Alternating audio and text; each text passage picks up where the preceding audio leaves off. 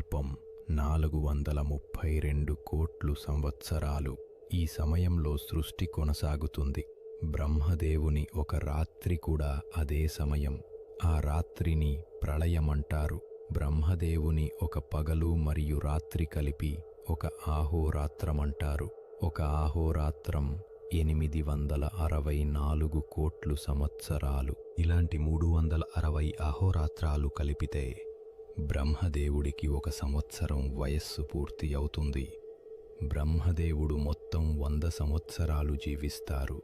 అంటే బ్రహ్మదేవుని ఆయుష్షు 311 ట్రిలియన్ల 40 బిలియన్ సంవత్సరాలు.